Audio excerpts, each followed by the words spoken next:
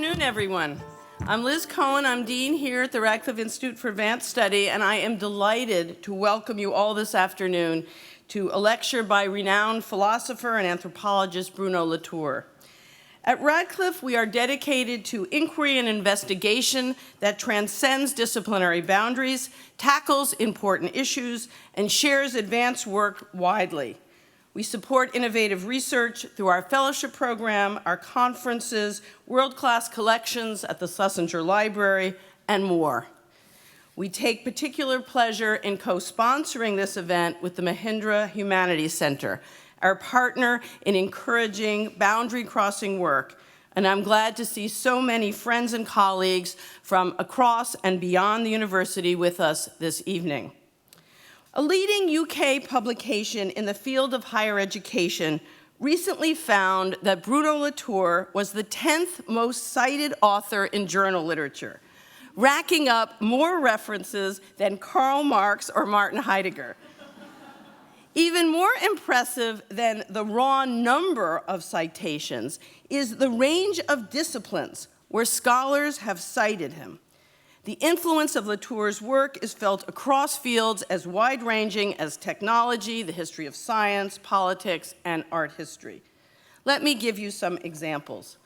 Latour's studies of Louis Pasteur and laboratories have deepened our insight into how science is practiced, examining not just the data of scientific knowledge, but the social processes by which that data is understood by both scientists and lay people. Latour is a key founder of actor network theory, which argues that in order to understand our larger systems, whether a city or a nation or a planet, we must examine the relationships between multiple entities. We must understand the interactions between different people, to be sure, but we must also understand how people, plants, animals, objects, and places influence each other. Actor network theory has left its mark on fields ranging from ancient history to public health. When applied to a field like urban planning, actor network theory takes the structures that shape human interaction and thinking and makes them visible. Latour's illuminating multimedia essay, Paris, the Invisible City, inspects the city with just such a lens, zooming down to the level of street signs and traffic lights to uncover, as Latour puts it, the Parises within Paris. Latour invites us to examine our assumptions and frameworks with rigor. He questions what it means to be modern and complicates the way we categorize objects. Today, Latour will speak to us on a topic both urgent and colossal. How do we make sense of ourselves and our planet in an age of rapid climate change? President Obama calls planet warming terrifying, not just for what it means for ocean acidity, ice caps, and ecosystems, but for, as he puts it, and I quote him, the strains on cultures, on civilizations, on nations, end quote. And that is why we need Bruno Latour. We have heard over and over about what climate change might mean for our national security or our foreign policy, but we do not stop to think often enough about its impact on culture and society. We live in an age many have called the Anthropocene, meaning an era in which humanity has shaped the planet on an unprecedented scale.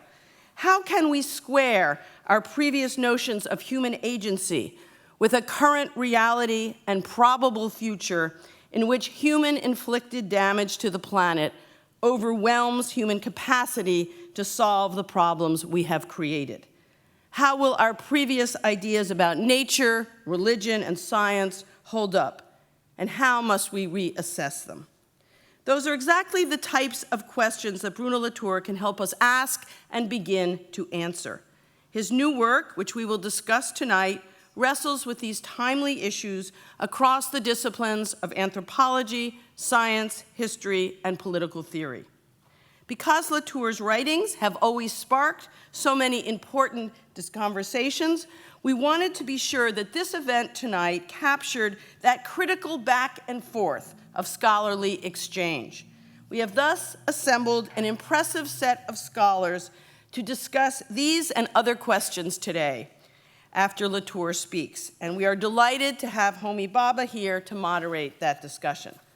Homi is the Anne F. Rothenberg Professor of the Humanities and Director of the Mahindra Humanities Center at Harvard. He is the author of The Location of Culture and editor of Nation and Narration, among many other works. He is a distinguished and probing voice to lead a conversation about sovereignty, globalization, climate change, and other global developments with pressing significance. Here's how this evening will work.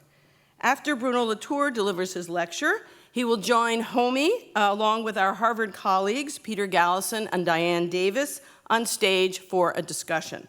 Peter is the Joseph Pellegrino University Professor of Physics and Director of the Collection of Historical Scientific Instruments at Harvard.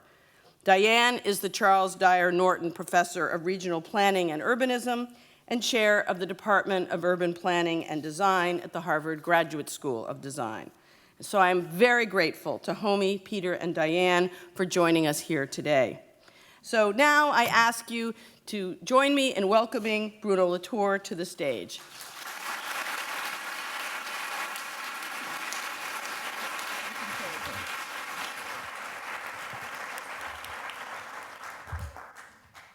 Thank you very much for the nice introduction. Thank you very much for the citation by Obama. It's always nice to be. And also, in spite of what Obama says yesterday in the debate between Clinton and Trump, not one single question was about the climate. Clinton made just a very brief allusion to the problem. So this is why I wanted to start with this image I took when coming here for the plane, which is a quite extraordinary ice pack scream in a sort of quasi-Munch-like way coming from the plane to remind you of what I'm going to talk to today, which is not very nice, but as the dean said, it's a way of trying to re-articulate many of the questions inside the culture, which is suddenly impacted by this big new problem, for which it's true that we are not terribly well prepared. And Homi proposed as a title to have all this dotted line, because what I want to do is to distinguish as much as I can those different concepts. You need to know how I'm approaching this question. I'm coming from three different angles, because I think the three are necessary. One of them is speculative. This is the series of lectures I gave at the Gifford Lectures in Edinburgh a few years ago, which is soon in English, which is basically a study according to Gifford's principle in natural religion, and I thought that it was a good topic to try to see what Gaia means. I'll mention that in a minute. Then there is also, since I'm an historian and sociologist of science, an empirical study. I'm studying a set of scientists in basically what could be called geomorphology or geobiomorphology, which I will talk about in a minute. But also, even though I will have less time for that, trying to use art as a way to gain some sort of sensitivity to the question, given that one of the things we lack to understand the politics of the climate is also the equipment, the sort of sensitivity equipment which only this art can provide. So let me, one word on the empirical part before I get to the more complicated section of this lecture. I'm studying people who are calling themselves Critical Zone Observatory Network. It's a set of people, NSF is financing some of them in the US, and there are many in China and in Europe, who are trying basically to equip watershed most often with as many equipment as possible to make sure that we begin to understand what the critical zone is for them, that is the top of a canopy to the deep rock behind, which is basically all of life form, and to try to gain some sort of precise knowledge, which in fact we discovered, and I discovered studying them, we don't have about the complex reaction of weathering the soil, the transformation of the soil, and all of the other entities which are summarized very nicely in this beautiful drawing by Paul Duvigneau. And what I'm interested in is especially to try to understand how this different group of scientists spread around the world build what you could call feedback loops to make us the science first, but then also the general public around this watershed, sensitive to the effect of the action on the space in which we are. In fact, we realize, and I realize with those scientists, that it's extremely difficult to be sensitive to what happened to the land and to the territory and the soil we inhabit. So this is a nice example. This is one of the observatories in the South Sierra, in the top of a mountain in California. And there is almost no connection, strangely enough, between the observatory, which is on the top of a mountain. It's green and somewhat wet. I mean, not this year, but it used to be wet. And then you have a Central Valley, completely flat, completely polluted, completely different environment, where you have a main agro-business of the United States, as you know. But the connection between the two, the input in the Sierra and the output in the water, is so deficient that actually people pump their field out against one another until there would be no water left, at least if the drought goes on. So I'm interested in the way a group of scientists try to build the instrumentation to render sensitive the presence and the lack of water in the top with what the scientists and engineers and agro-businesses do in the bottom. As you see in the bottom right, these are some of the immense pumps which actually have no meters, which is an interesting case. There is no meter in California, so you can use as much water as you wish.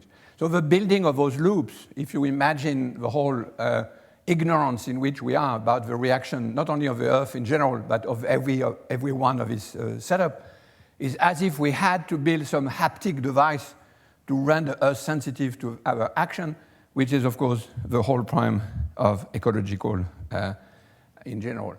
Now, what is interesting is that the critical zone observatory can take a slightly larger meaning. To mean, and here the word critical in the sort of technical sense means the fragile and far from equilibrium, sort of very thin layers inside which everything alive exists. This is a quote by Tim Lenton, who is one of the students of Jim Lovelock. For many Earth system scientists, the planet Earth is really comprised of two systems: the surface Earth system that supports life and the great bulk of the inner Earth underneath. It is the thin layer of the system at the surface of the Earth and its remarkable property that is the subject of my work and the work of the Earth scientist. Now, this is quite interesting to try to imagine how these thin layers exist. And I've been completely obsessed by the difference between the vision we have of a globe and the vision we have of this thin layer when we follow the work of this geoscientist and what I call, those I call somewhat affectionately critical zonist. And this is actually fairly difficult. This is why it's always interesting to relate also to the artist, and this is part of a project I have with the geoscientist and artist to try to represent, to give a feeling for what it is to think of the Earth as a thin layers. They sometimes talk about the skin, even some of the varnish, not the whole nature, but something which is much smaller, much more fragile, much thinner. And here the artist, Alexandra Arène, trying to use the cadmium layers of trees to try to imagine what it could be. But it's, of course, very difficult to think of these thin layers in any sensible way. I cannot resist showing you this little work of art by Sarah Zeh, which I've seen a week ago in New York. It is an amazing piece where there is precisely no clear geometry, but you are still surrounded by the multiplicity of entity which she has assembled to describe in as complex and difficult a way what it is to be in this critical zone. But it is, sorry, this is my own camera trying to get a peek at this work, which is not yet shown. And I propose to call it, since the work is still untitled, Critical Zone, because it's too beautiful to be not used. Okay, so the reason why this work by the geoscientists seemed to me so interesting is because it reopened a sort of critical leverage against the notion of a globe. The global is actually something we immediately associate with the ecological question, and it's killing us, basically, because every time you have a global and you have to absorb the idea that it's a global phenomenon, and people make these big gestures with their hand. Yes, okay, but that's the size of a pumpkin, right? I mean, it's not much bigger. And in fact, we are always lost in this globe, and we don't know how to handle it. So there is a very clear sense in which we need to feel something else, and another imagination, or another mythological imagination, and also scientific, to try to capture something which has been criticized so excellently by Peter Sloterdijk. Of course, in the All Earth Catalogue, which is now many, many years ago, we were supposed to be all unified by this notion of a blue planet, right? The image of a blue planet, every book about ecology says, since the blue planet, we know we are in the same place, and we are all united, and politics is now a sort of unanimous activity, as we all know. And it has been a complete failure. The more we get into ecological questions, the more dispute and strife increase. So the idea that we are united by the globe is actually a misreading of the blue planet, and of course the image is also a misreading of the blue planet, conceived as a critical zone because it sees from far apart and from the outside, and we are inside the layers, and we see it only laterally, so to speak. So there is nothing more wrong, in a way, than the image of a blue planet. And it's also associated, as Peter Sloterdijk has shown in the second volume of his work on sphere, that's the second tome, is called Globe, with too many globes. There is the Roman Empire, there is a large number of religious images associating the orbis terrarum with the power and the domination of a Christian God. And of course, there are many other types of globes which are layered on top of this one. So whenever we have a globe as a sort of very powerful metaphor, we are sort of squashed, as if we were like Atlas and literally flattened by the weight of this huge globe which is supposed to be taken on. Even with the notion of Anthropocene that Dean mentioned, that's precisely from the agent of history able to live at the time of the Anthropocene does not really exist. I mean, it's not Atlas, obviously. It's all of the little humans that were here in this room and many 8 billion others. So there's a real problem of, how could I say, imaginary metaphysics, if you want, how to describe agency at the time when the globe, so that the globe doesn't crush us, so to speak. And there is another question with the global, which I find extremely disturbing, is that globalization, the word global in globalization means two entirely different elements. One of them is, of course, a sort of very classic, very traditional, and in a way quite beautiful cartographic principle, which registers with a very simple principle of longitude and latitude as many differences as possible, as the whole of geography has been able to do. That is, it maps differences, and the more differences are multiplied, even though or because they are registered with a very simple idiom. But globalization also means exactly the opposite, which is the extension of the very tiny provincial small numbers of settled cliches, so to speak, extended to the whole planet. So you never know when people are against globalization, if they are against the globalization conceived according to the cartographic globe, or if they are actually doing something entirely different, which is resisting, maybe some good reason, the extension of a cliched, standardized, very simple provincial definition of what it is a human, how to calculate selfishness, for instance, self-interest, and how to establish the calculation of our common life, which means that it's actually one of the questions why the notion of globalization is so perverse, if you want, when we are right now in the press always talking about people who are voting strangely because they are left down or left over by globalization. Which one? Is globalization an extension of the numbers of difference we register, or simplification and, in a way, an impoverishment of the difference? And I think it's a serious problem. But the second difficulty with the global is, of course, to understand the life forms which are themselves composing this very thin critical zone, which, as we know from James Lovelock's work and many others, Earth system scientists, is actually resisted and made to be a critical zone by the exchanges and overlapping of all the entities which are composing the life form, so which are composing the critical zone, sorry. So this is what I call the Gaia problem, which, of course, Gaia is a very complex set of metaphors. It's a difficult, an old mythology, and it's not sure that Lovelock was right in using this old mythological term.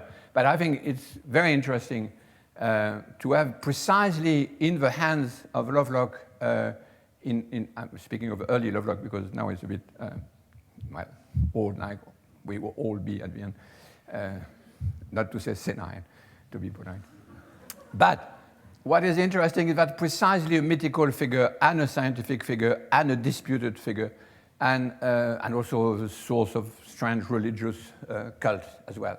I'm not that much interested in the cult part, but I'm very interested in the link between mythology and science because exactly what we need, which is a sort of set of concepts which allows us to gain a grasp on a non-global and yet overlapping and connected set of entities, which is the great innovation for me of Lovelock and friends and very important contributor Lynn Margulis. And I wrote a paper in Culture and Society against, to give you an idea of the difficulty of what I call the Gaia problem, of a book by an Earth system scientist called Toby Tyrrell, who makes a scientific critique of Gaia, of Lovelock, by using precisely a globalist model of what Earth is like. And it's a small technical point, but I think it's important to see the extent of which the notion of globe makes us unable to have the political agency necessary to handle the ecological crisis. A very small but very interesting example. So Tyrrell is actually reusing in his book against Lovelock a completely traditional metaphor which has nothing scientific about it. It's as old as the fable of the members and the stomach, of which there are many versions. And he says, when Lovelock talks about Gaia, he is actually supposing that there is a super organism which is called Gaia, which has a sort of providential characters and who is sort of governing the life forms under it.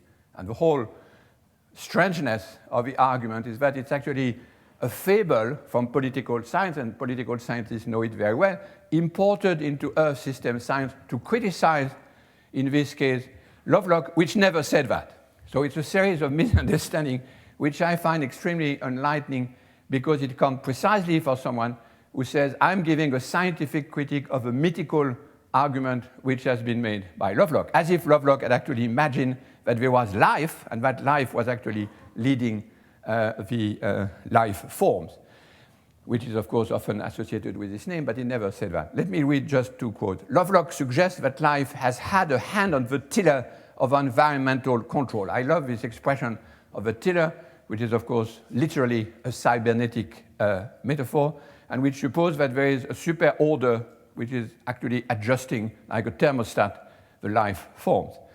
And the intervention of life in the regulation of a planet has been such as to promote stability and keep conditions favorable to life, which is quite extraordinary, as if you had something further on top of all the overlapping entity, which could sort of superstate, if you want, it's a state metaphor, imposed by biologists or Earth system scientists to criticize someone who never said that.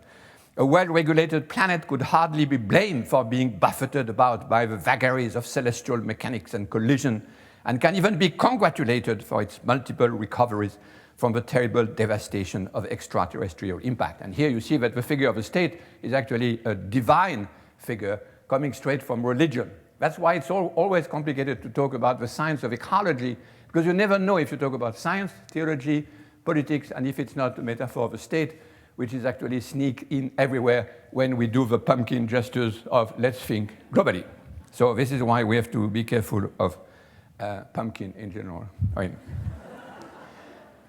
philosophically, and I'm also interested in this part, of course, in my own work on actor network theory, is that the very notion that ecology is made of part and whole, which has been, of course, a bane of the notion of ecosystem, is actually something which is largely an artifact. I mean, in the literal sense of an artifact, it's actually a technical metaphor which is used to understand biological forms.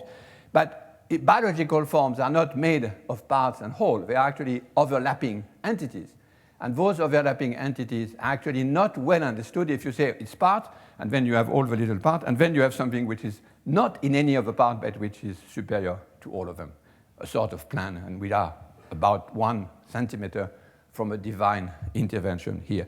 And again, it's an artist who is very good at showing that, Damian Ortega, because he showed in an ironic way that, in fact, even for cars, here is the Volkswagen Beetle, even for cars, you never have actually parts and whole. I had the pleasure of writing a whole book on a subway, automated subway, on this question, because the very way in which you invent, if you are an engineer and you invent a highly complex technical processes, you actually always need to have the interconnection and the overlapping of the parts. It's only when the technology is actually ready to be discarded that you can extract the part from the activity of the engineers, as Simondon has so well shown. So the key question is that of overlapping entity. In other words, if we take the Margulis-Lovelock seriously, we have a very different view of the parts and whole. We have entirely selfish entities, except they cannot decide where the limit of a self is. And that's the key invention of Margulis at the small scale, as you know, and Lovelock at the large scale, which is that the very definition of the boundary of a self is precisely the prime of life form, including boundaries of a critical zone itself. So that begins to give you a handle of the question I was interested in: what's the successor of the notion of globe? And this is actually a very interesting paper by Scott Gilbert, who took up a title of one of my books, but differently, and who wrote a symbiotic view of life. We have never been individuals. And he introduced the notion of holobiont, which is taking up some part of biology right now, but always with the same question: if we are not parts and whole, but overlapping entity, what becomes of the great question of sovereignty, which has been imported from political science and mythology inside biology, and which is now sort of resisted by biologists like Gilbert and many others to say, no, parts and whole has nothing to do with the way life form actually developed. And that's where the question of sovereignty at all scales and for all entity begin to be really interesting for me.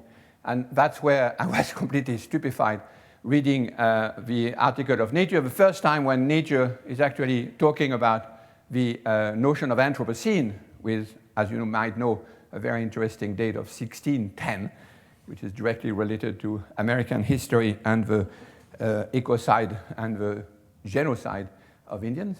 But it's a figure which I want to mention for a minute. That is this very strange figure, which is completely made of overlapping entities, which is, of course, it's not a great work of art, but it's interesting to see that it's made of all these things because no one has any idea of what the Anthropocene agent is.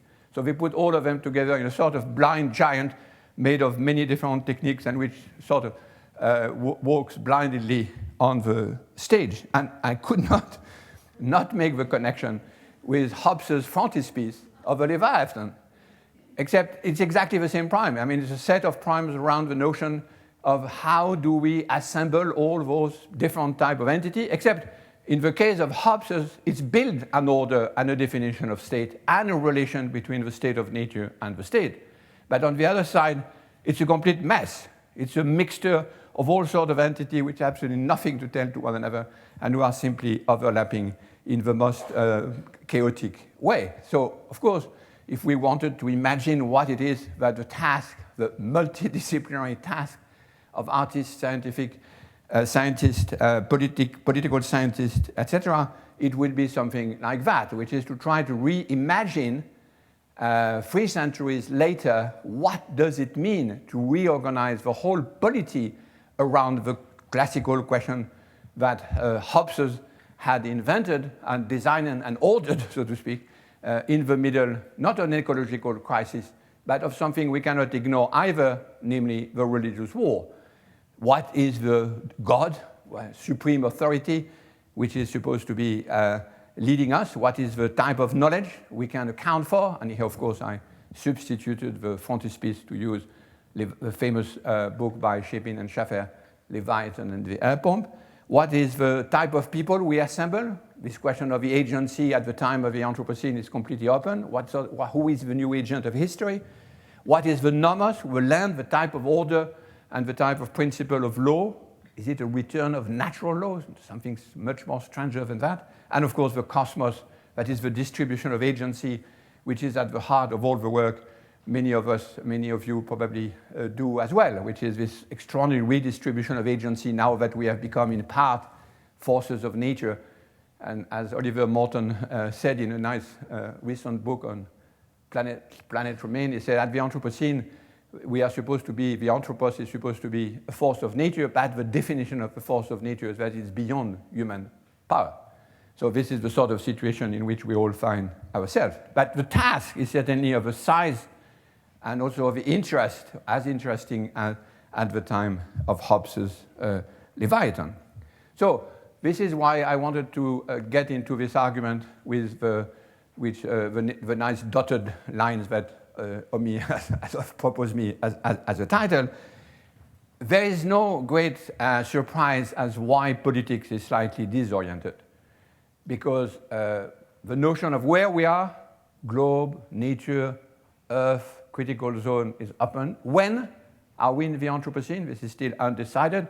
It's a great suspense that the geologists and stratigraphers are keeping us in. I mean, they say we are not going to decide before 2 more years, and then 2 more years later they say, no, we are not going to decide before 2 more years. And here we are, 8 billion people waiting to know which zeitgeist they are in, which is, I think, a very unusual that a zeitgeist defined by stratigraphers. I think it's the first time actually this thing. But we are lost. We are disoriented. So this is my little attempt at trying to find another way to orient ourselves. And here I think one of the ways to try to capture the difference between the globe in all this definition and this Earth understood as critical zone and not as nature, which is too big a concept, is to imagine a sort of diagram triangulation like this one. It seems to me that most of the debate, including in this election, and of course my big example is the terrible event of a Brexit, because I speak as a European here, is that people are hesitating between 2 poles which have organized politics for very long. One of them is sort of a global in all its definition. We are supposed to move to a global view, and we are supposed to be ascending towards some sort of universal horizon. And somewhat, I don't know how, many people begin to doubt that the globe actually exists. So what we see, and it's very striking to see that we see that here, but we see it, of course, in Europe, everywhere, in my own country, in France, everybody say, why, well, if the globe is not going to be there, why don't we go back to the land of old? I call it the land of old, but of course, because it's a complete imagination. The France that the National Front want to imagine has no more relation with anything than the Great Britain that the Brexiter want to gain. I know now they found the ultimate proof that we are now English again, which is to have the royal yacht being reinstituted. And if they have a royal yacht, they would think English again. I mean, this is very strange. But imagine what would be America great again. It's again not in this direction, but probably something there. Actually, Trump said it exactly that yesterday, that it was return, he used the word return to what America was. So we are all, of course, organizing ourselves and establishing our position of who is reactionary and who is progressive along this line. The problem is that this line has no meaning if the 2 poles, the attractor number 2 and the attractor number 1, are actually gone. And they are gone. And this is what I think is so interesting for me in the long study I did of a climate conference in Paris, is that when we had this event, which was supposed to be a great event, actually it's 12th December and not November, in Paris at the COP21st, there was an amazing diplomatic situation. You had 189 nations who had been asked to make precise sort of projection of what they will have as an economy in 15 or 30 years. So every nation wrote this, I will do this and I will develop this way, etc. It was an innovation of French diplomacy. So when you accumulate all this thing together, there is no planet corresponding to this. So it was very amusing and very moving to see a diplomatic event organized by United Nations, not looking at the horizon, the common horizon of modernization and the global, but realizing that this horizon did not exist, that there was no way you could project and push all this 180 nation economic project inside the closed boundary and the somewhat limited boundary of the critical zone. So you had the feeling, and here this is the moment when they all celebrate with great applaud, and it's absolutely normal they celebrate because it was a great diplomatic success. But what was also moving is that you saw some sort of new authority, not a sovereign, but something weighing on the whole of the nation for the first time, I think, in modern history, in a way which even the nuclear agreement never actually had, because it was not all of a nation. Here it was all of a nation feeling the weight of an entity to which, in some sort of way, they bow to, which is a very interesting figure for what I call Gaia. Gaia as a simultaneously scientific and now slightly more political body. It's actually interesting because Holland, who is not known as a great philosopher, applauded and said, "Vive la France, vive les États-Unis, les Nations Unies, vive la planète." How do you say vive? Long live a planet, long live United Nations, and long live France. For France and the United Nations, it's fairly normal because they are not supposed to exist without being supported by the planet. Long live a planet, as if all these little men here in Paris, in the Bourget, were by their applaud and were actually to hold the planet alive a little further. And that's true in some sort of sense. So it was a very moving moment of political philosophy, if I can say.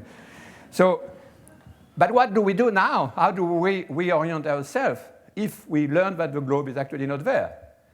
I often compare that to as if we were in a plane. We are in the plane of modernization going to the globe, and the pilot says, "Well, I'm sorry, but the globe is not there anymore."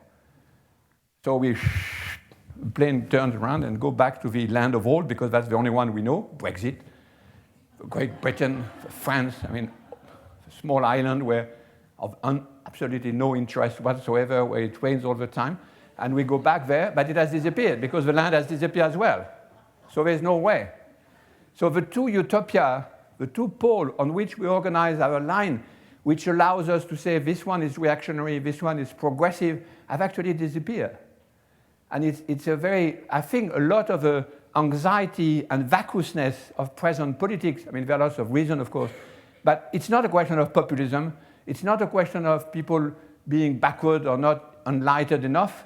We are really lost in between these two attractors, if I use the word, and which are themselves known to be complete fiction. So when people talk about the passage to a new era of politics, which is truth politics or post-truth politics, when was politics truth politics? Certainly not in the idea that we will all modernize the planet with the same horizon of the globe. But there is a strange feeling which is everywhere, if you read the literature on how people react to the present political situation, that they have been lied to, in a way. They have been betrayed. And it's true they have been betrayed, because they have been led to transform their whole life to go to the globe, which now people say, sorry, this globe doesn't exist. We would need, especially you, American people, 5 planets to develop. There's only one. So this is why it's interesting to situate the third attractor and to reorganize politic orientation, including who is reactionary and who is progressive, who is actually late and who is advanced, according to this third attractor, which I call the Earth CZ, to make sure that you understand that it's a layer, it's a very complex layers of overlapping entity, of which we know, in effect, fairly little, but which is reorganizing and allowing maybe to land to another place. And this place is very different in its definition, very different in its political organization, either from the globe or from the old attractor of the land of old. It's a neo, of course, it's a completely reinvented attractors. So this is my interpretation, but of course, this is open for discussion, of the vacuity and raucousness of politics now. I mean, it's a slightly more charitable interpretation than just lamenting the decadence of political argumentation. How do you want to argue about politics if there is no land, if there is no territory, if there is no soil about which all of the issues of politics are actually determined. I did an exhibition several years ago about politics of things politics, object-oriented politics, and so on. For that, you need issues, as John Dewey very nicely said. You need issues. For having issues, you need the land. You need the soil. You need a precise definition of where and when you are. But if you cannot tell people where and when you are, it's not very surprising they are lost, and it's not very surprising that whatever you say, they think you are actually lying. So it is something which has nothing to do with the, people say it's the loss of confidence in expertise. Yes, it might be, but it's something more, I think, existential than that.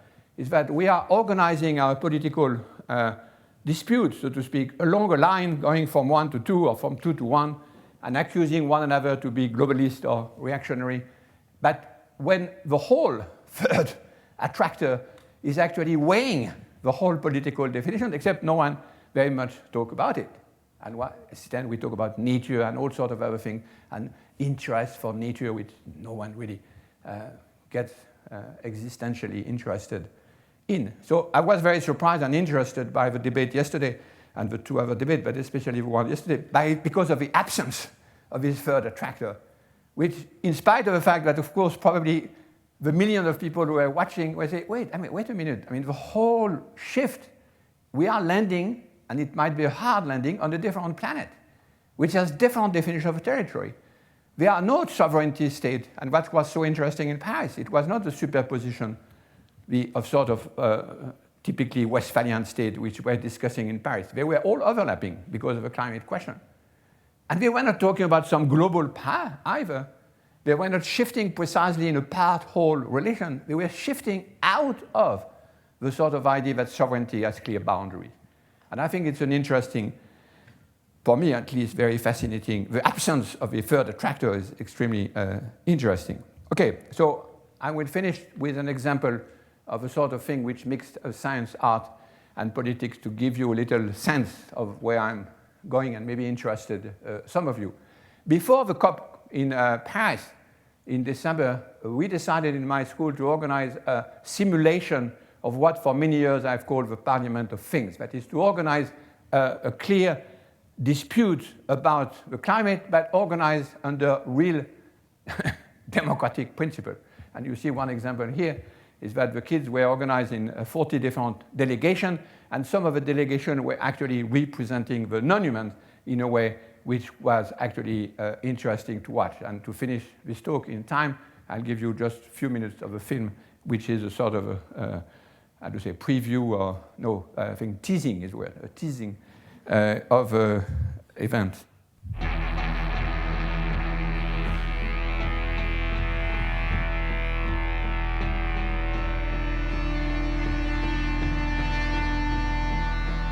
Ce sera mon travail d'amener le résultat, le vôtre, à eux. Je vais leur dire, regardez si on faisait comme ça.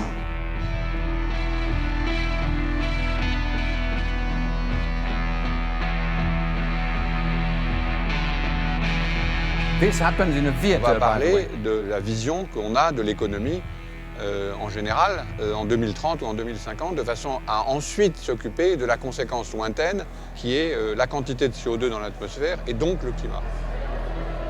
On veut du concret, attention. Ah, on veut du concret? C'est vraiment ta journée en 2050 quand tu te lèves le matin. Combien d'enfants? Comment tu les amènes à l'école? Qu'est-ce que tu leur donnes pour leur petit-déj? I'm pretty sure you agreed to that earlier this morning because that line hadn't changed.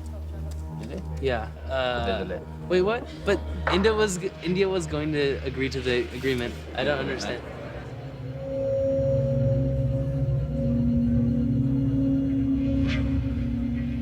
For the moment, we are doing nothing, okay? We are the generation of climate change. We will suffer it. We have the responsibility to act, not just as delegates, not just as functions, but also as individuals. I don't know what can we do of this?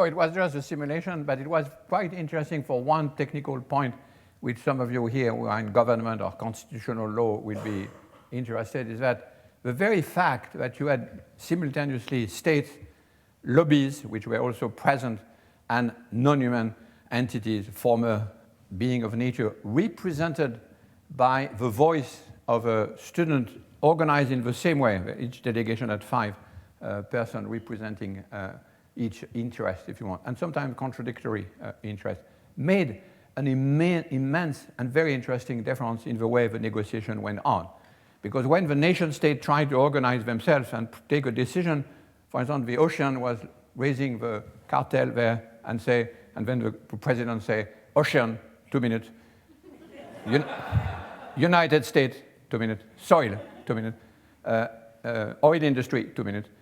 The very fact that they were all represented by the person, to use the Hobbes expression, the human speaking in the name of interest, changed completely the way the negotiation went on. And it was a very moving experience to see what is a completely speculative idea, the ease with which this principle of representation was actually possible. It was a great moment for the kids, of course, but it was also a great moment for me of basic research, if to accept to consider basic research the question we are raising, and I'm raising in this talk, which are necessarily linking speculative philosophy, science, and art. I thank you very much.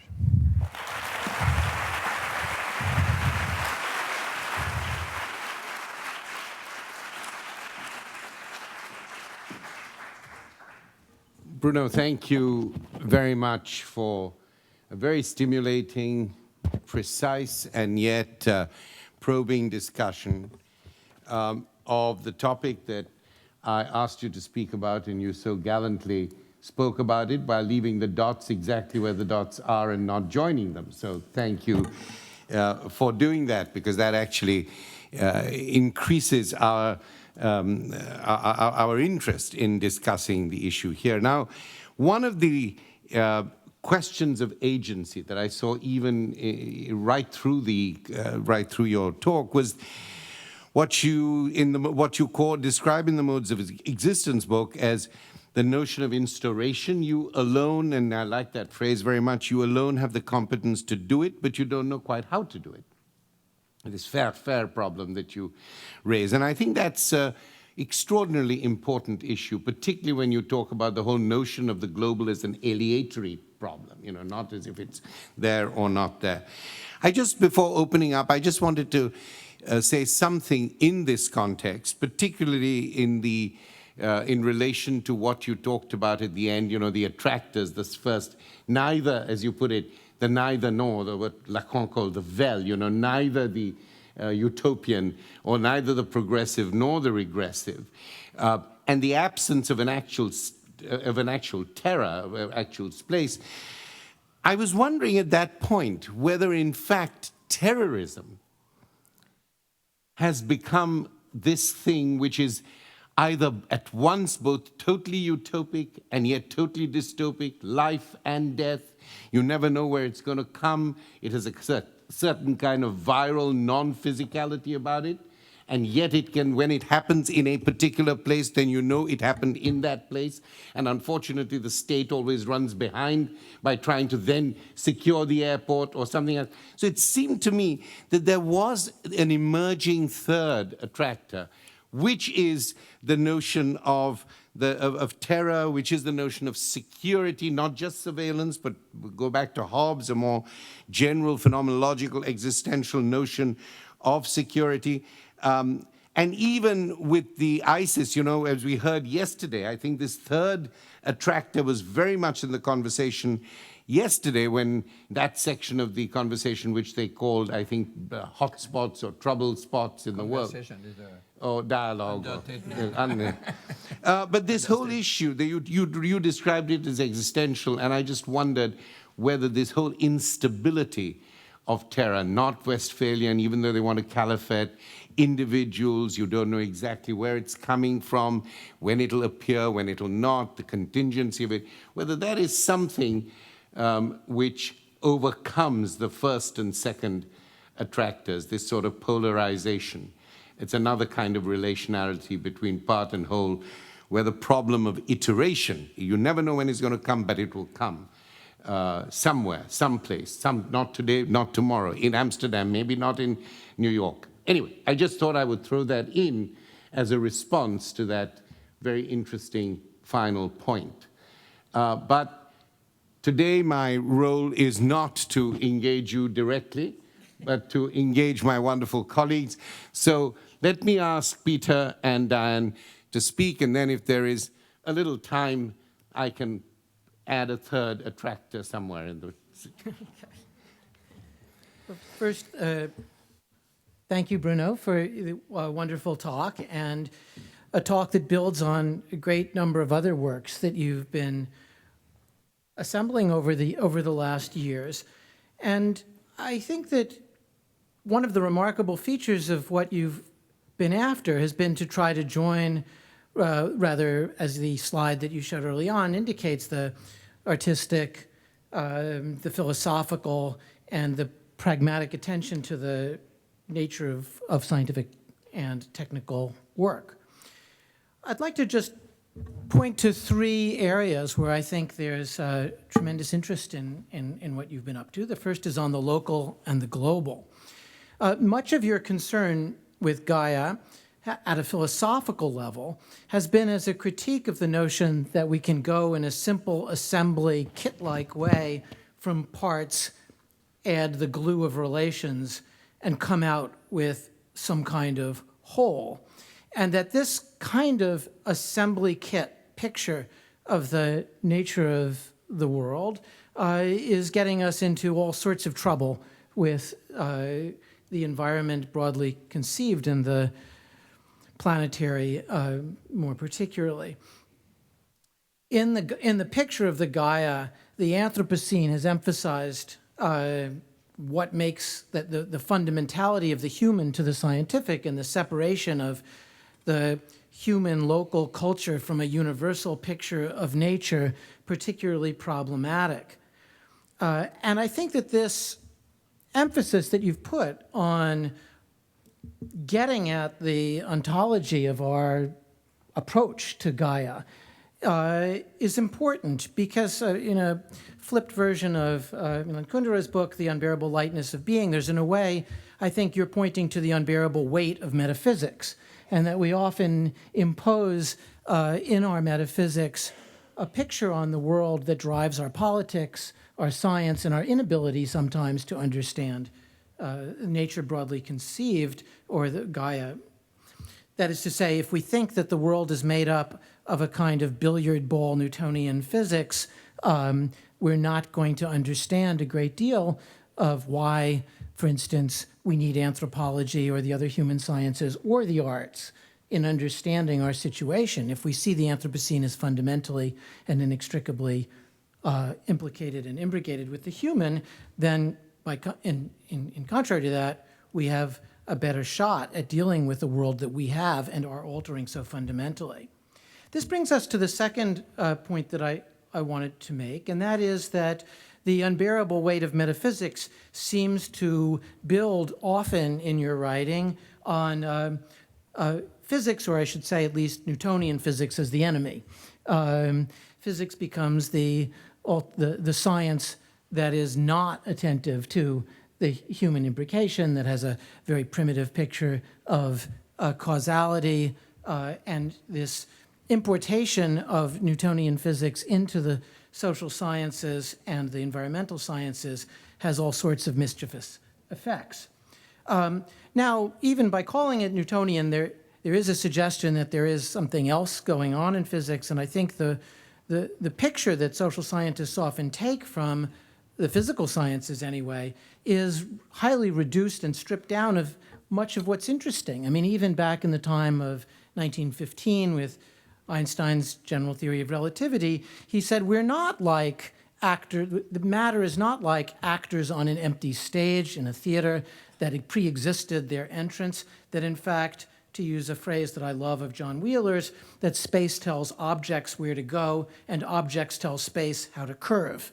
And so there is no in the beginning story about there being space into which objects enter, nor is the world populated in some first moment by objects that then make space. Space, and therefore relations in its most fundamental way, and objects enter together.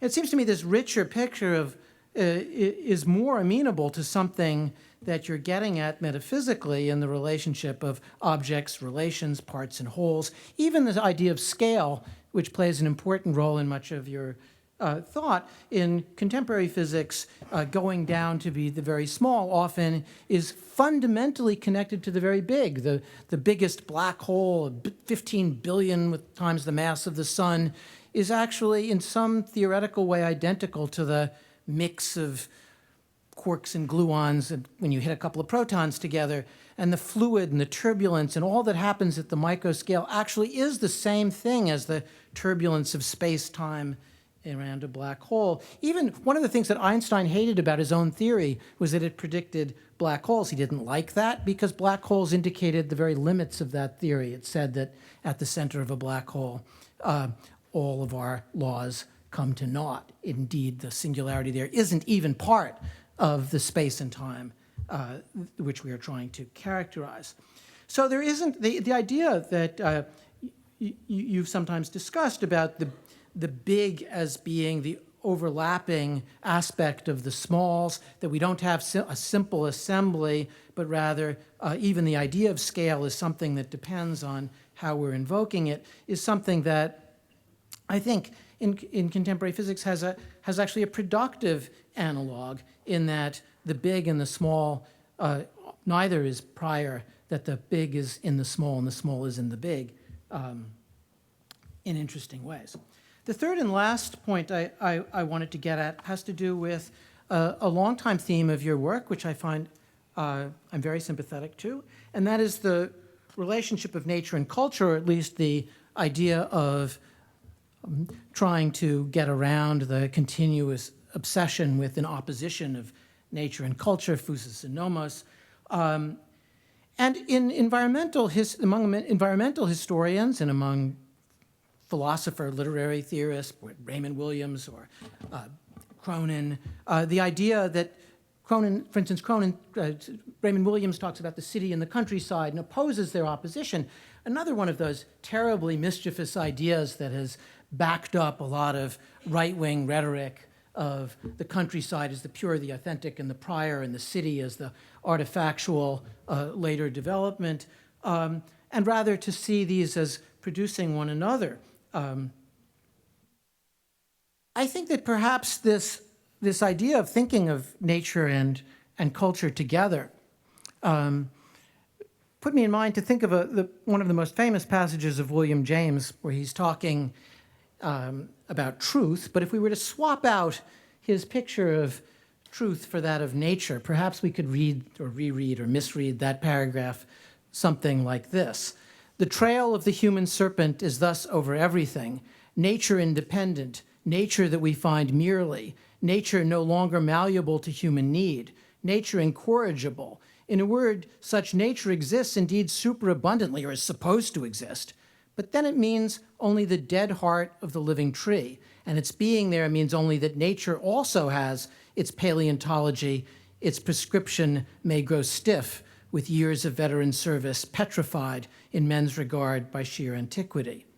And that idea that we face a nature that's constantly in motion, all the interesting parts of nature are not stable, not fixed, but something that we are modifying, sometimes for the great worse, and sometimes for the great better, but that these technical lands, these technical oceans, these technical atmospheres that we live in give us an implication in the world that does indeed offer the possibility of thinking politics in a very different way, one which not only in anthropology, but also in our artwork, in our literature, in our environmental policies, in environmental justice, puts us into a world that is not stable, but unfolding.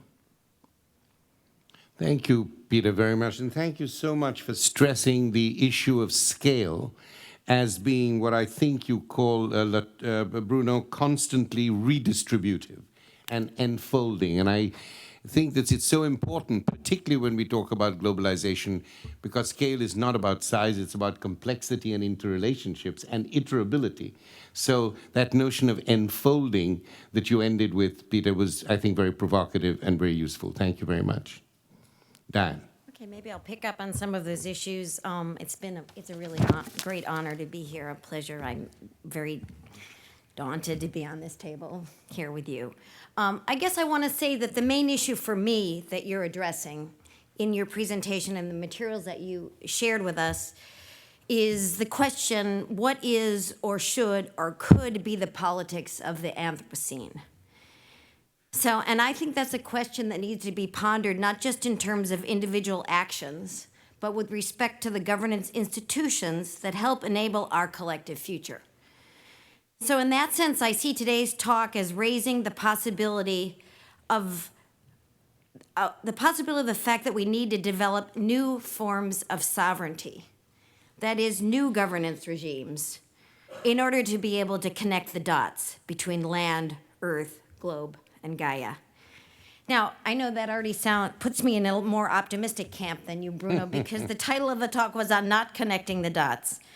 And I do agree that part of the concern that you have and that I share derives from the view that current global governance arrangements, something brought to life in the Paris and Kigali agreements in the last couple of weeks, build upon and in fact reify the nation state as a primary starting point for sovereignty arrangements. You thus are clearly arguing that the embodied power of the nation state has enabled many of the ecologically destructive practices for which new forms of global government agreements are now being sought in order to kind of clean up the mess.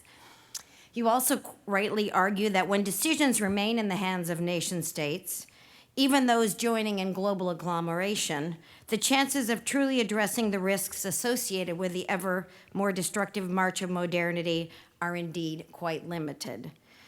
And we all here know of the fraught debate that has and will continue to ensue when so-called modernized countries now lead discussions about environmental regulations that keep their own historical gains and the Earth's losses.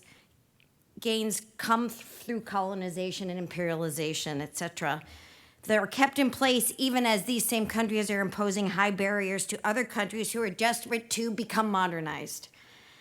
But I want to suggest that one way out of the conundrum, or maybe we can talk about this hopefully, is to imagine an alternative form of sovereignty that is not tied so directly to the nation state and that in fact recognizes other territorialities of governance and political practice, particularly those smaller than the nation as well as the globe. I put this possibility on the table coming from my own experiences in an urban design school and as the author of a book called Urban Leviathan. So when you put Hobbes' picture up there, you know, you had me right there. And I teach classes about urban governance that encourage students to think not only about the city as a site of growing environmental risk, but also about the city as a source or site of resilience in which new spatial designs and even art projects, from the micro-territorial level of the building and the street to the city, to the macro-territorial scale of the city and its hinterlands, can provide new ways of confronting contemporary ecological challenges. Now, it's obvious that changing conditions at the scale of the city clearly will not address all the risks to the Earth that are hurtling us towards an unstable and darker ecological future. However, I would say that activities undertaken in cities have an overwhelming impact on aggregate Earth conditions, and thus they might serve as a more productive starting point for new agreements that could have global impact. Likewise, cities themselves are connected through networks that straddle the globe, thus making it possible to have two-way conversations about the local and the global. And actually, perhaps most significantly for me as a historical urban sociologist, that there are historical, social, and cultural differences associated with national state sovereignty that get in the way of cross-national agreements. But the experience of living in cities holds the promise or the potential to create elective affinity among peoples across many different national contexts. In that sense, the urban experience could provide a basis for developing a common language about the embeddedness of the human and the non-human experience that remains elusive at larger territorial scales. People can really articulate and tangibly grasp what it means to survive or thrive, ecologically or otherwise, at the level of the street and at the level of the city in ways that they won't at other scales. As such, I would say that the city is and should be considered the body politic of Anthropocene, if you will, one that literally unites bodies and politics around the grounded experience of everyday life, almost a throwback to the earlier pre-modern period before the advent of the Westphalian national state, scaled up the territorialities of political allegiance, and when it was cities or city-states who were the nodes and networks through which the global economy and the modern project emerged. So let me end my remarks by recasting these, and they're your ideas as well, I would say. They're very much inspired by what you presented today through the lens of sovereignty. I want to come back to that very critical and important concept that Bruno has put on the table. I think it's obvious that I want to think more broadly about sovereignty, relying as much on the lens of scholars like Benedict Anderson, who defined nationalism and thus national sovereignty as an imagined community, emanating from citizens and their meaningful connections to each other, rather than seeing nationalism as an ideology imposed by a national state in the service of sovereign power. I also want us to consider that there may exist alternative territorial scales of experience and identity that can forge an imagined community or an alternative territorial form of sovereignty, or even overlapping sovereignties, as one of your slides mentioned the concept, capable of advancing an ecological politics for the future. Finally, I want to suggest that in order to discover and reveal these new imagined communities and any new territorial forms of sovereignty they might enable, we need to be more creative in our documenting and understanding of the scales and modalities of the actually lived experience, of the actually lived space. We must begin to understand the phenomenology of how individuals might collectively translate the experience of local conditions into a larger ecological ethos, which itself can serve as a basis for connecting to the earth and the globe, but do so through the embrace of the local as a site from which a new politics of sovereignty might emanate. Diane, thank you very much. Again, the question of scale. A scale comes up again quite prominently in what you're talking about. Scalar forms smaller than the nation, as you put it, and you talk about the city here as a form of alternative sovereignty or contra-sovereignty of some kind. It seems to me that really the title comes alive here, because maybe the city and its forms of non-imperial sovereignty or non-hegemonic sovereignty that you suggest is because the cities may be dots that are not connected. So that they're not, not connecting the dot. The dot are the cities which are not connected through the whole. They're neither part nor whole, but they are kind of iterative networks of particular relationalities. So I think that you certainly put on the table another way of thinking of the city as a sort of connective network and its agencies. I don't know whether that actually fits with Benedict Anderson at all, because he is so immersed in the soup of the nation and its containment. He needs that containment. But thank you very much for these provocative remarks. And now we turn to Bruno. What's my role now? Now your role, Bruno, is to basically talk a little bit, entertain us with some responses, and then we can open up.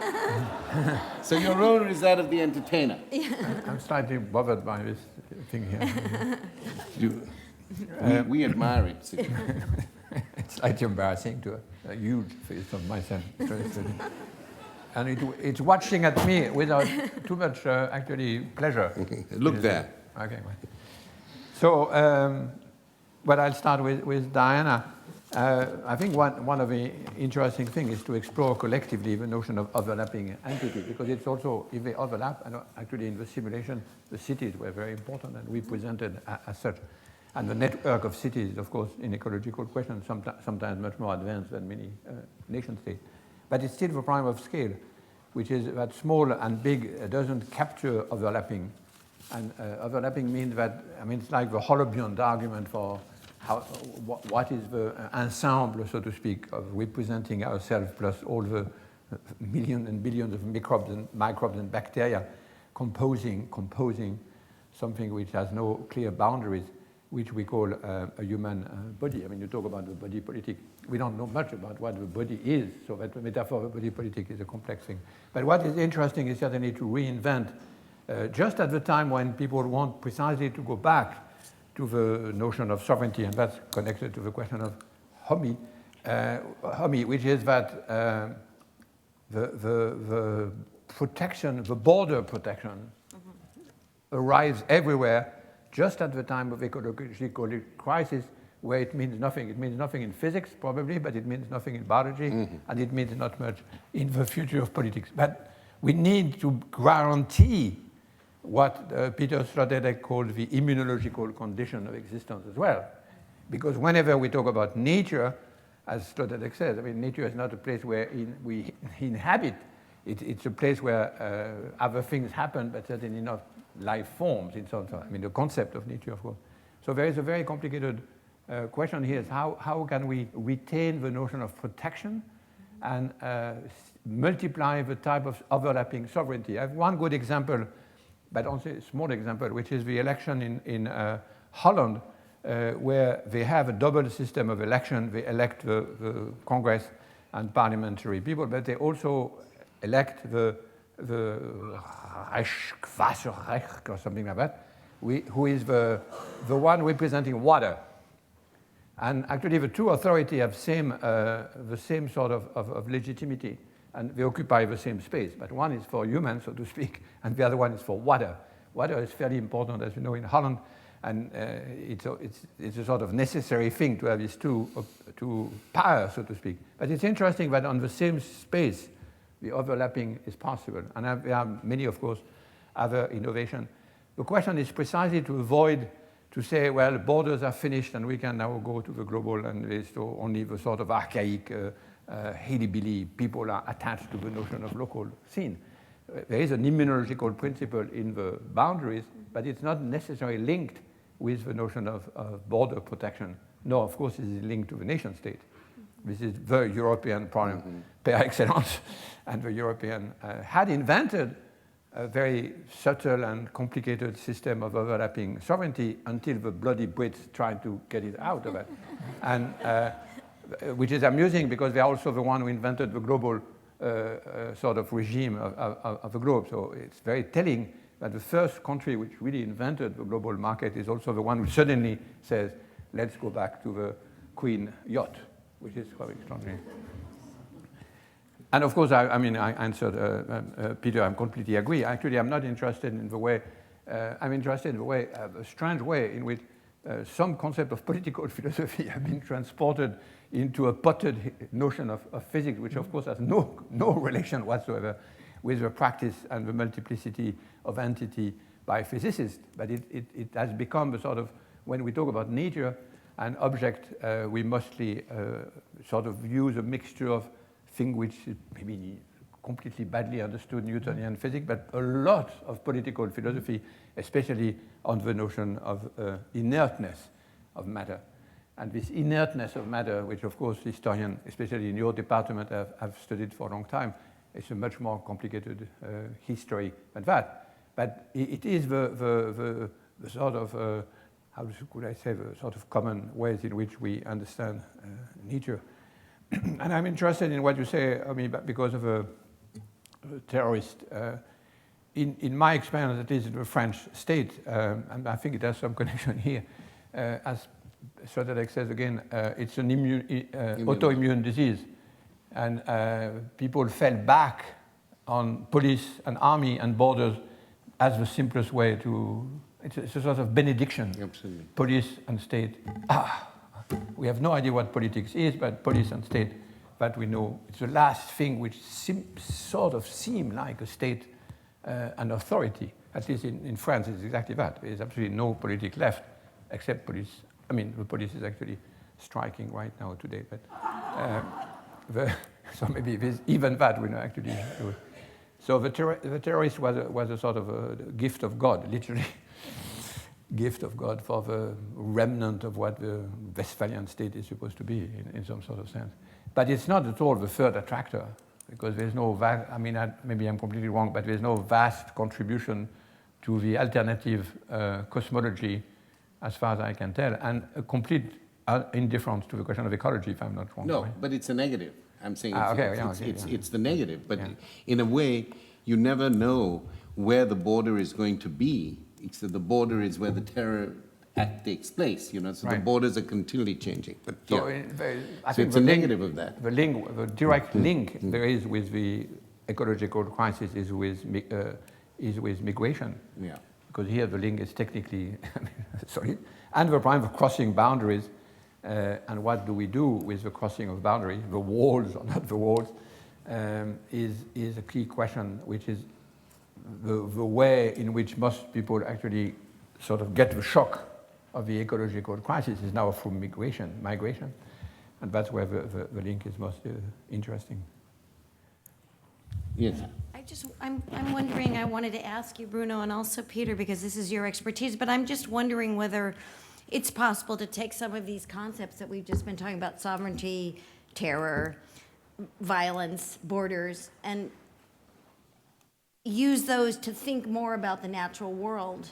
And if that is then becomes a discourse that allows one to move back and forth between the human and the non-human in a way. I'm not an ecologist, but it seems to me that we could think about plant life or that, again, the natural, I'm getting beyond my pay grade here, but you know, to think a little more about using those same sets of concepts. Is there some sense of what we might, the equivalent of a sovereignty within the natural world? Well, the problem, I think, is the opposite, is that we have too much commerce between the two, so that is very difficult. Well, as you know, first, sociology was first for plant.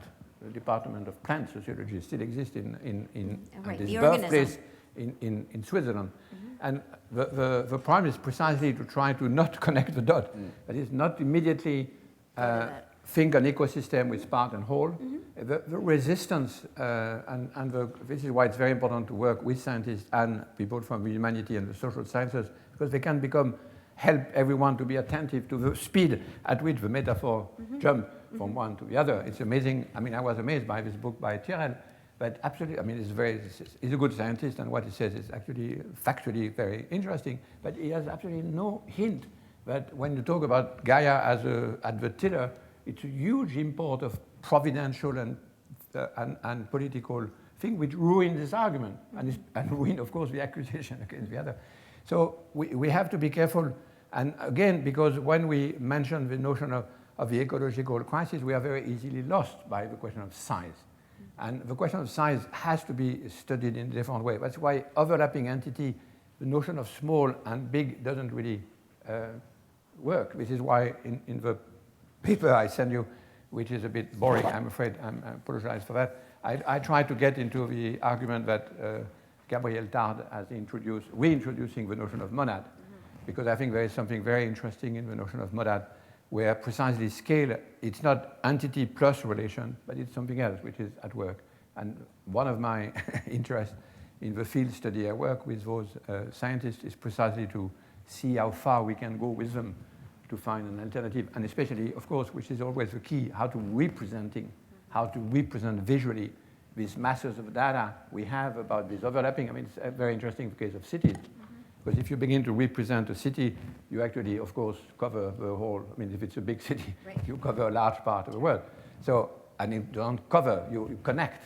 And all of this overlapping connection is actually very difficult to visualize. And now with the big data, I think it's a major thing to do, which is how to find alternative representation. And then, once we're equipped with the alternative representation, we can begin to think of sovereignty, something different from a map, and of a non-overlapping ex partes, extra partes entity. So it is a very rich combination of exchange between biologists trying to get out of the notion of selfish gene, for instance, and political scientists and many other people. I mean, one of the things that strikes me is that many of the considerations in your paper, your presentation, what Diane was talking about, some of my concerns have been around individuation. What counts as an object? And that, in many fields, has lost the sense of an eternal stability, that there is a well-defined boundary, interior versus exterior. I mean, in politics, the lowest possible position you could have would be to say that you can solve this by building a wall, as somebody said. And that you could, but that in fact, there are ways in which our communities are configured differently for all of the different things that we do. The way we distribute water is not the same as the way we deal with electricity, the way we handle food. I mean, the connectivities, the boundaries are constantly fluctuating, even at a particular time, let alone over time. And even, or the objects, the organs of our body. You know, we can see our heart as a pump, but now we know it's much more than that. It has a biochemical function and electrical function, many other things. Or or the stomach or the hormones or any of our bodily systems are not as localized as we once wished to imagine them.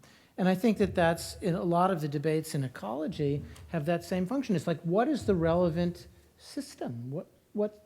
And that doesn't have a unique answer. I mean, it's even at a particular time. It's not just that it used to be local and now it's global. It's that it was always all these different things. I think you're completely right that the notion of individuation is a key thing. And it's very interesting to see that it happened in all sorts of places, in ants as well as in cells, as well as in nation states. And permeability is what you talk about in this paper very much. Can I just ask you, as we have only, I think, a minute to go, when you talk about the third attractor there, you always you always also read it from an aesthetic point of view. That, you know, the construction has to be beautiful, the construction has to be good. There's always that aesthetic idea that and I don't mean aestheticized idea, but an aesthetic idea, an ethical idea that is part of your assumption about the way in which things connect or the unfolding process. And as somebody interested in aesthetics, I've always wondered about it, the good construction, which you talk a lot about in your book. I take aesthetics as rendering oneself sensitive to things. So for me, there is the aesthetic of science, which is the instrument by which we begin to become sensitive to, for example, a watershed. And there is the aesthetic of politics, which is how do we hear the voices of the voiceless, so to speak, which is rendering sensitive to. And of course, there is the aesthetic, which has been sort of simplified or reinstitutionalized around the art, but of which the art are not neither the only proprietor nor the only maker, but which is very important. And I'm always interested in these three aesthetics together, because as Peter just said, it's very difficult to get out of the notion of boundaries, borders, and so on without complete invention into which some of them come from the art. I mean, this beautiful piece, I'm sorry for the horrible view I gave of Sarrazé's work, but I think it's an absolutely magnificent example, and I immediately sent it to my friend geoscientist in Paris and say, this lady with an artist has solved at least 3 or 4 of the problems we try to solve in our representation of a critical zone, precisely because of the multiplicity and the non-boundedness of it. It's not bounded, and yet you are in it. So she found by artistic aesthetics, a beautiful example of what something we are struggling with, the scientists I'm working with, which is... And also artists and also writers, because language is not bounded and we are always in the middle of it. I was last week with Richard Paz, a great novelist. I had the privilege of spending a week with him, and he is writing a book where the agent and the main characters are trees. And again, where are the trees and the forest? Classical question. What's the limit? It was amazing, but one of his arguments is that the bumper crop that we have today of oaks coming here is actually collective strategies of trees to fight with their competitors, so to speak. Very clever trick of trees. I hope he's right. Well, in these Anthropocenic wars. Let's now turn to some questions. There's a mic. Please line up. We have 10 minutes for questions. It's a great honor to hear you all talk, not just you, Professor Latour, but all four of you. Thank you very much. My name is Jessica Guino-Hecht. I hail from Berlin. I'll be your colleague, Professor Latour, next semester for one term. I am afraid my question is somewhat conventional, but what I wanted to ask you is, what do you do with the question of power in your tale?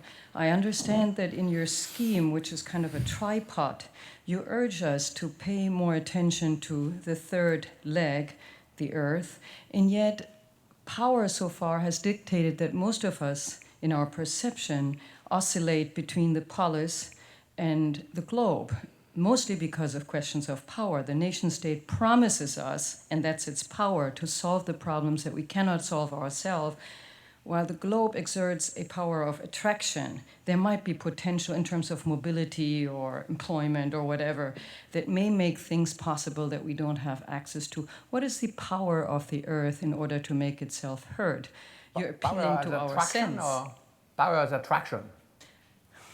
The point, this is a very interesting question because very slightly, something slightly boring about the earth, which is, it has nothing spectacular. Exactly, but how does the earth then brand itself? Sorry? How does the earth then brand itself in order to develop a power of attraction, which in your tale is what it has to do? I don't know. I mean, this is what worries me a lot, because there is something exciting about the globe. There is something nostalgically exciting about going back, even though it's an imaginary community. And there is something precisely where you have all the word earthly, mundane, down to land. There is nothing spectacular. And it's also, that's the work on climate critical zone, it's extraordinarily localized and idiosyncratic. Because precisely we have to relearn the skills of sort of, as you said, about relocalizing many of these entities. Very, very difficult to have a sort of generalized concept, which is exactly the opposite of what we mean when we go to the globe. So I have no answer to that. It's a very worrying question. We all have to turn to something which is less spectacular. Now, I have another version of the same argument, which is the opposite, which is to say, in one way, it's as extraordinarily interesting and progressive than the old question of the 16th century discovery of land, new land which had been sort of, when we destroyed the inhabitant first. So it has something about the age of discovery, if you want, but it's not a land in extension. It's not, fortunately, where we wiped out the people who were there. It's a land in intensity. And it has some sort of the same fabulously interesting and troubling meaning than the 16th century. I think there's lots of reasons why we associate now lots of things in music, in art, in theater with the 16th century, because there is something very similar. But of course, it's not the land, it's not the discovery of land, res nullius, where it's the land where we are all sharing the disappearance of our land.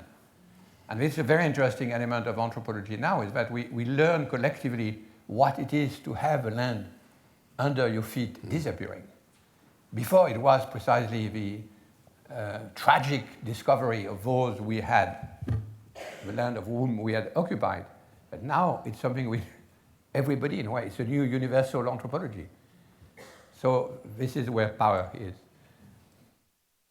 Thank you very much. My name is Esra Gökçe Şahin from Anthropology Department. My question is, so how could we think about the attractor 3 without the interruption of the attractor 1 and 2? What's your projection in that regard? Which, the attractor 1 and attractor 2, which happen to be handicapped and biased in terms of the hierarchies they have been posing on us all this time. what kind of a culture would you project as emerging or would emerge in the future in relation to networks and in relation to what you defined as the attractor, what your concerns about the attractor 3. Thank you. Thank you. My definition of anthropology, as you might know, is building diplomatic encounters between basically conflicting cosmologies, so to speak.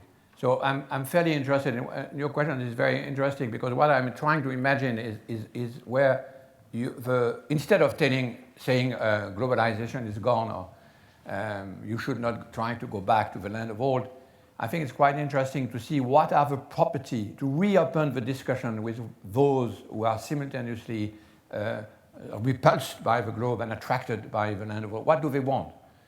They want protection. I mean, we all want protection. I mean, it's not something which is wrong to want protection.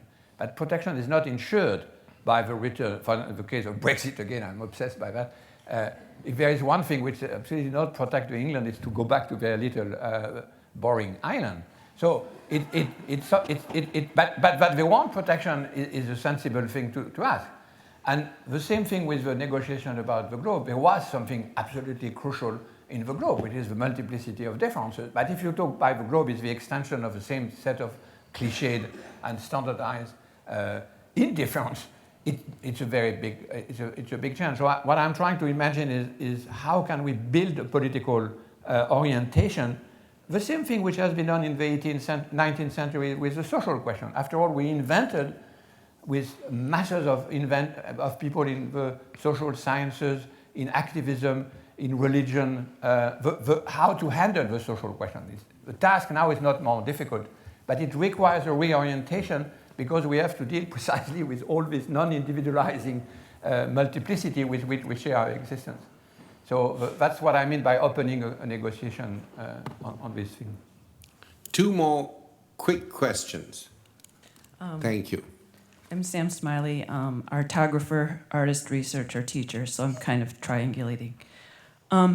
So my question, which may have been sort of addressed in the last one, is what about the question of asymmetries within the network? Of what? Asymmetries. Within the network. Sorry? Asymmetries within the network. Okay, yeah. Mm-hmm. Yeah. What about it? You like it? What do I like? You like asymmetrical relations within networks? Not like it or dislike it, or neither? Neither. Neither. I mean, networks, the asymmetry of network, I'm not understanding. Networks, asymmetry is a different, it doesn't apply very well to networks, but what do you mean exactly? What can you develop? Yeah. So within a network, the power relations in between the objects.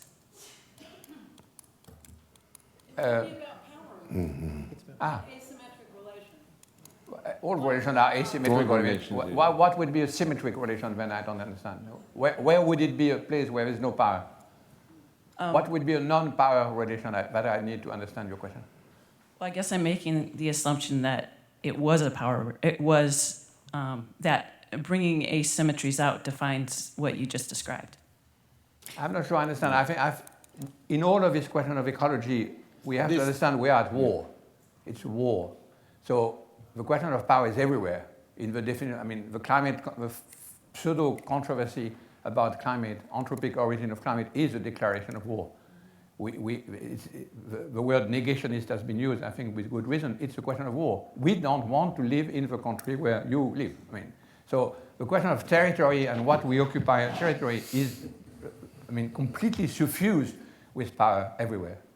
And the problem of this third attractor is that, of course, it's difficult. It's slightly boring, and which is one of problem of sort of aesthetic, as you say. And it's also an absolutely major question of war and peace. So if this was behind your question, yes, we are at war. That's why I emphasize the negativity of the third attractor. The last question. Hi, I'm Fernando Rothenberg. I teach at Brandeis University. One notion that I haven't heard in the discussion of the panel is the notion of rights. And I wonder, because the Bolivian and the Ecuadorian constitutions recognize the rights of nature, And this is a very problematic notion that has been widely discussed, but I wonder if you see any future for a universal declaration of non-human rights or post-human rights, and in which what are the entities that to which these rights are recognized is defined on a case-by-case basis. Well, I think here we need a little ritual to Pachamama. That would be the polite way of answering the question. Let's have a ritual. Mm-hmm. And Pachamama is, of course, a very interesting figure introduced into the Constitution. I think this constitutional invention will multiply. But it's not us who attribute an agency to Pachamama or to Gaia. It's Gaia who is coming to us and requesting, and we bow to this sort of, not exactly authority or sovereignty, but something which is certainly something which even in Paris was amazing in this sense. These people were not assembled by the horizon of modernization and the global modernization. They were assembled by something which were impacting on all of them in a strange way. So in a way, we have already these figures, which is not in any constitution. There is no, but it is weighing. It's weighing on us in a way, and that's where I think all this invention. There is a declaration against ecocide now working everywhere. There are people in this country who have attacked their government for not, or in Holland, sorry, for not actually protecting the environment and so on. This will multiply. Law is rich, since a famous paper by Stone many years ago. Law is as often very much in advance of many of the philosophical concepts we use to talk about that. One of the, thank you very much, and I just want, before calling Liz, who's already here, I wanted to say that one of the issues we have not talked enough about is the question of temporality and the different temporalities in the work, but time always runs up against us. And here you well, Liz. There'll be plenty of time to talk at the reception on a smaller scale. But I just want to ask you to join me in thanking Bruno Latour and our panelists.